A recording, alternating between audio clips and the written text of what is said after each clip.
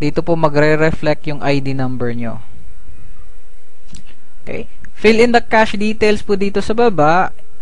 And then, ito po yung pinaka-the best sa Union Bank. You do not have to send LX reload notification sa system. Kasi po, naka-reflect na po yung pangalan nyo dito and yung ID number nyo. Once po ma-receive namin tong resibong to sa office, malalaman namin na ikaw po yung nag-deposit ng pera. So, hindi nyo na po kailangan mag-text. Again, make sure it's bills payment slip para po mag-reflect yung information nyo. Okay, load wallet will be credited the same day. Ganito po yan. Sa bangko po, merong 3 hours processing period. Kapag umaga nyo po dineposit yung pera, probably afternoon, meron na po kayong load wallet. Pag around 2 or 3 p.m., expect na magka-load wallet kayo kinabukasan na po ng umaga. Alright? Again, merong 3 hours processing period. Second option is sa BDO po. Ito po yung Banco de Oro. Alright? Make sure to get the cash deposit slip. Okay? Kanina, bills payment. Ito naman, cash deposit slip. Okay? Ganito po yung itsura ng cash deposit slip. Alright? Mananotice nyo po, wala pong pangalan nyo, yung cash deposit slip, hindi po nagre-reflect yung pangalan nyo, tsaka yung ID number nyo.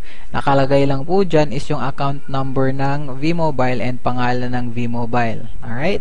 Ito po yung account number ng V-Mobile sa BDO. Okay? Pag nag-deposit po kayo sa BDO, ng cash deposit slip deposit kayo, wala po yan siyang inter-branch deposit charge. Wala pong charge yan. Okay? Remember that. And again, merong 3 hours processing period. Pag umaga, usually hapon na. Pag hapon, expect the next day. And then, there's no business operation on weekends. Alright? Pagbigay nyo po sa teller nitong cash deposit slip na to, bibigyan po kayo ulit ng resibo after nya po pag-process. Okay? Ito na po yung matatanggap nyong resibo. Okay?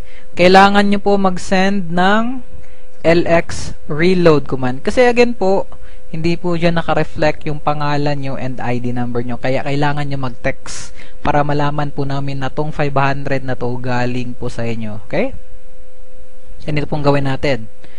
Magte-text po kayo, LX space reload space techno user or technopreneur ID / PIK or password / amount deposited.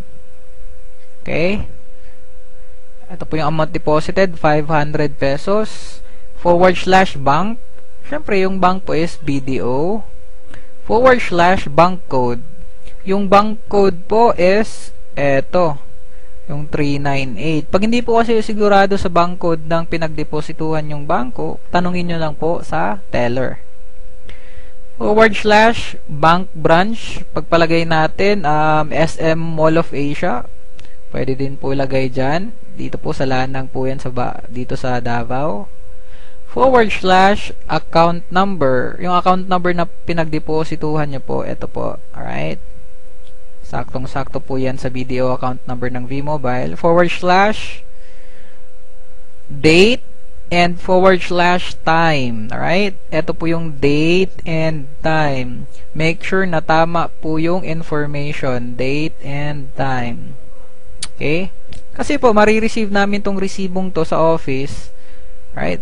Pag na-receive namin yung text confirmation mo, malalaman po namin na galing yan sa'yo kasi nag-match. And again, dito sa text na to, nag-reflect yung ID number mo. Ito po yung ID number mo. So, malalaman namin galing yun sa'yo. And, ilo-load po namin agad yun pag natanggap namin yung resibo galing sa bangko in 3 hours time po. Alright? Common human error, don't forget, wala pong sobrang space dito and between. Baka po may sobrang space. Pag send nyo po, hindi po namin marireceive yung text message. Alright? Don't forget to send the command sa inyong gateway. Alright, same process po sa BPI and Metrobank. Make sure to get the cash deposit slip. Okay, again, 3 hours processing period. Pag umaga, usually hapon na. Pag hapon, expect na bukas ng umaga. Then, wala pong business operation on weekends. And lahat po ng process na to is available po sa inyong quick guide. Kailangan nyo lang po basahin at intindihin po natin kung ano mga nakasulat doon. Pag meron po kayong mga questions, wag po kayong mag-atubiling magtanong para po maklarify yung information or magpatulong po kayo. Okay, sunod po nating pag-aaralan is paano po mag-register. Alright? Kayo pong mga dealers, again, meron po tayong 20 pieces na techno user or retailer. Para po magamit ng mga retailer nyo dun, para po magamit ng mga kapitbahay nyong gustong mag-loading, kailangan po natin i-register. Okay? Ganito po yung gagawin natin. Magpa-process po tayo ng LX reg na command. Okay, ganito po yan, oh. LX space reg or reg space techno user ID. Okay? Yung techno user ID or yung retailer ID space subscribers activation code or yung SAC. Nasa likod po yan ng techno user card nyo. Kailangan nyo po i-scratch para makita nyo po yung number. Alright? It's a 10-digit number. And then space birth date. Okay, make sure the birth date, ganito po yung format, month dash date dash year. Okay, ito po yung sample, 12-05-1984. Yan po yung birth date format. And then space telco code. Alright, ganito po yan. Kung ano po yung SIM na gamit nyo, yun po yung magiging telco code nyo. Kung SIM nyo is talk and text, tagay nyo TNT. Kung SIM nyo is touch mobile, that is TM. Kung Sun, that is Sun. Kung Globe, that is Go Globe. Kung Smart, that is Smart. And Red Mobile, that is Red. Okay, yun po yung mga accepted telco codes. And then space your full name. Okay, review lang po natin tong message na to. Again, LX space reg ID number space subscribers activation code, 10-digit number na nasa likod na kailangan i-scratch. Space birth date space telco code smart space full name. And then make sure walang human error. Make sure na walang sobrang space. Alright? Pag okay yung command, send nyo po sa gateway nyo. Okay? Pag tama po ulit yung commands, agad-agad magre-reply yung system natin. Ito po yung i-reply ng ating LoadExtreme system. You have successfully registered your account.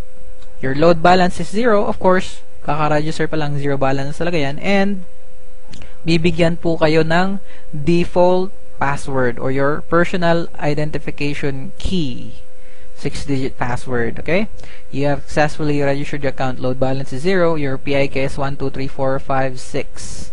And, pwede nyo po yung i-change anytime nyo po gustuhin. And then, sa likod po ng Techno User Card, meron pong step 2 doon to change your address. Hindi na po kailangan sundin yon. Optional lang po yung change address.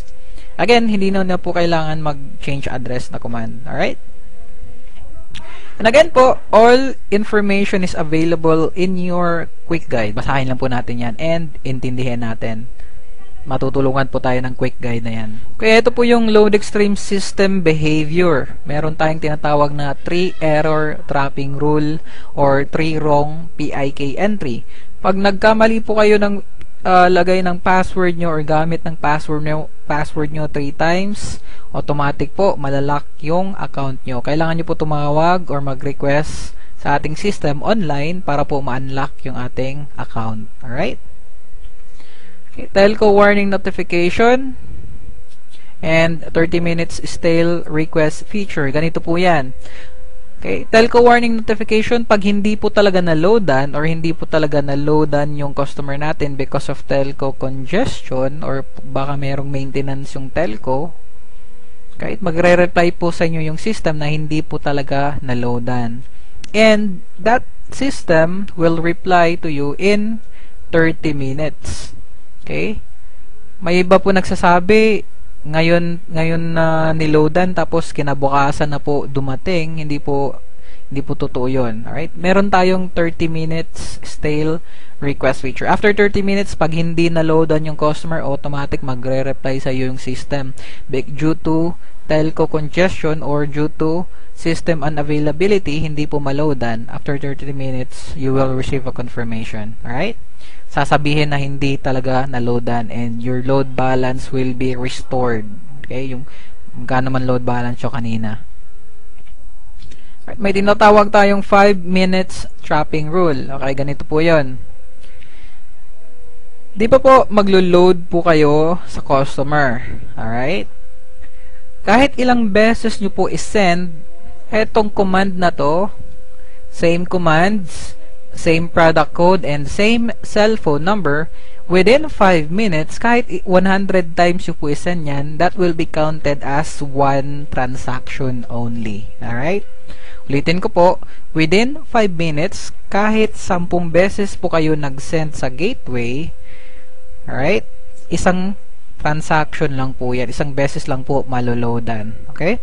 Ginawa pong feature na to kasi po minsan yung telco, kahit isang beses ka lang mag-send, ang nare-receive nila 2 or 3 message. So, pag wala tong feature na to, automatic 3 beses na yun maglo-load within 5 minutes. Diba? Alright, so andito yung feature na to for our security na din. Again, kahit ilang beses ka mag-send, basta within 5 minutes, with the same code, the same number, and the same commands, that will be counted as one transaction. Pag lumagpas na po ng 5 minutes, syempre, second transaction na yun. Alright? Okay, meron tayong text care command. Member may send the following text command format. Alright? Okay, ganito po yun.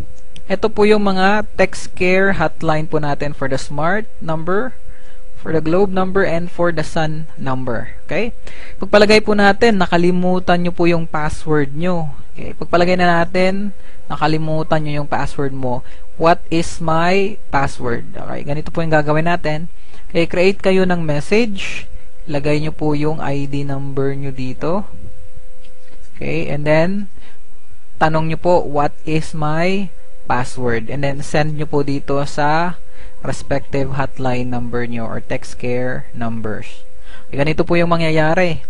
Pag-receive po namin ng message na to, titignan namin yung ID number. Nag-match po yung ID number, check.